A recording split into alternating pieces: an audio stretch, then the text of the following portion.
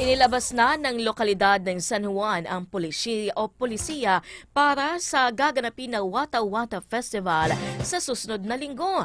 Aba partner, ang bilis parang nakaraan lang kakawata-wata lang. Next Ngayon Tuesday meron yun, na naman. Oo. Correct. Basaan. Naku, alamin po natin ang detalye ng balitang yan kay Giselle Simon. Giselle!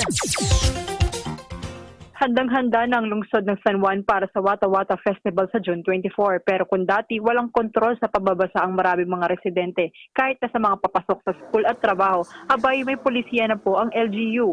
Ayon kay Mayor Francis Zamoral, lilimitahan na lamang sa alas 7 ng umaga hanggang alas 2 ng hapon ang basaan activity. Nagaganapin lang sa Pinaglabanan Road at Pinaglabanan Shrine. Mahigpit din ay pinagbabawal ang paggamit ng maruming tubig, pagpasok sa mga sasakyan para mambasa, pananakot o pananakit, pag-akyat o pagyanig ng sasakyan, pag-ooperate ng illegal na fire truck, paggamit ng high-pressure na sprayer, at pagbabasa sa mga nasa labas ng bazaan zone. Samantala may liquor ban din po mula alas 2 ng gabi hanggang alas 2 ng hapon at papatawan ng 5,000 piso at 10 araw ng pagkakulong ang sinumang lalabag. Habang tiniyak ni Zamora na safe ang papasok sa trabaho o eskwela kung nasa labas sila ng basaan zone. Giselle Simon, Newsbite.